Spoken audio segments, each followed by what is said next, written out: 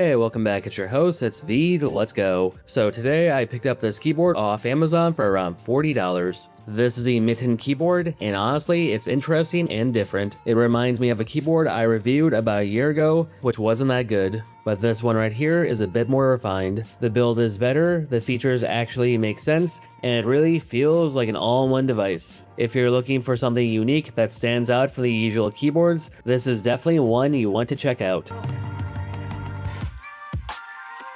So inside the box, you have the quick start guide that shows you how everything connects and works. You also get the manuals, you also get a fairly long USB-C cable, you also get a nice traveling carrying case, so it keeps it scuff-free and protected from dust and debris. The case itself is just a cloth carrying pouch, which does the job, and of course, you do get the keyboard itself. Overall, in terms of build quality, it feels pretty solid. You don't usually see keyboards like this with a built-in trackpad on the bottom. I've tried one before, and honestly, it was not great. This one feels very different. On the top, you've got the power switch and the USB-C charging port. The hinges are not bad, but the folding mechanism is on the outside. Because of that, it can occasionally catch something when opening or closing. It doesn't happen often, but once in a while, you will need to give it a little nudge. More moving parts usually means chances of something getting stuck. With that being said, it's not a deal breaker, just something to note. You do have the option to turn the trackpad on or off. You can connect this keyboard to pretty much any device.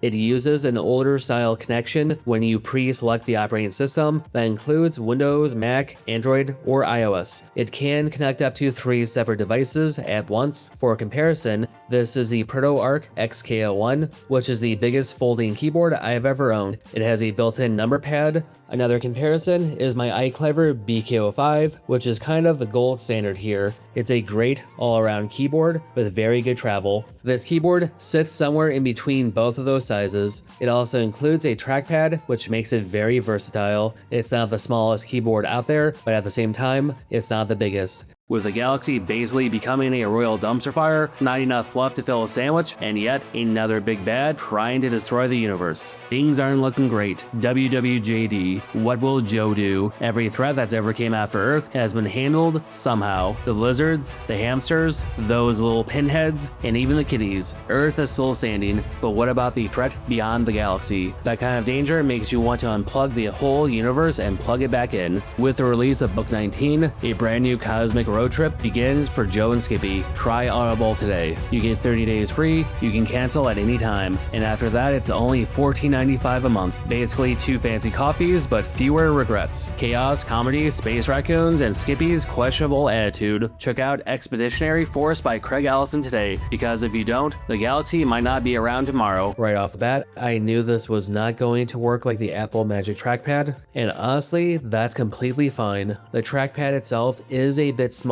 Everything feels a bit more cramped overall. One finger clicking and dragging works just fine. The usual selecting and moving text and things around is easy. 2-finger scrolling works fine, but it does feel a bit jittery. It's not as smooth as what Apple offers. 3-finger swiping down opens up multitasking. 3-finger swiping up brings up the app tray. You can swipe left or right with 3 fingers to switch between open applications. There is no native pinch to zoom support here. Instead, you have Control plus or minus. Closing the apps in the multitasking tray is possible, but it does take a few extra steps. Because of that, it doesn't really feel native. Overall, it does the basic navigation you would expect from a trackpad. If I had to give this a rating, I would give it a 3 out of 5. It's useful in a pinch, but not really the best. As always with trackpads, I like to test them across different systems, so I tried this with my MacBook Air to see how it compares. I wanted to see if the experience was better or worse. 1-finger clicking and dragging works about the same. 2-finger scrolling on a Mac does work, but it does feel a bit more jittery compared to using it on my iPad.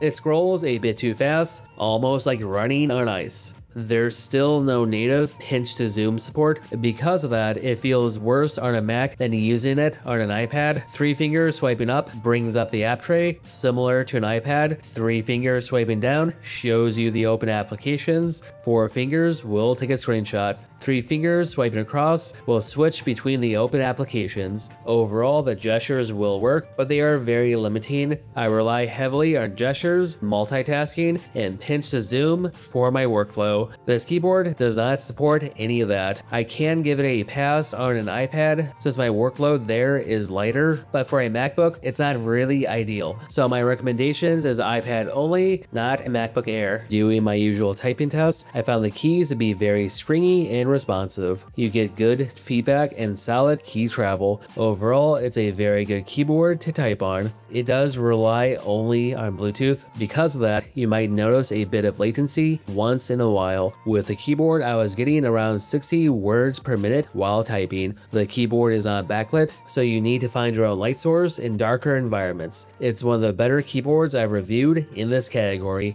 As a complete package, the keyboard and trackpad work well together. If you're looking for a folding keyboard with good key travel and solid keys, this one delivers. You also get a built-in number pad, which is a solid bonus. The trackpad feels more like an add-on rather than a main selling point. At its core, the keyboard itself is very solid, so at the end of the day, this keyboard is not that bad. It's a good typing device. Battery life will get you a few months of usage before it needs to be recharged. The build quality is decent, but it is mostly plastic. The hinges could be better, but I'm not really a big fan of how it's engineered, but still handy nevertheless. You can connect up to 3 separate devices. The price point is solid for around $40. The trackpad is pretty average. It covers basic navigation and will get you by, but it does feel like an afterthought. That's why they put it underneath the keyboard. You only have to pull it out when you need to use it. So if you don't have a mouse, it's there in a pinch. For the price, it's a solid all-around device. So like always, it's your host, it's V, stay classy.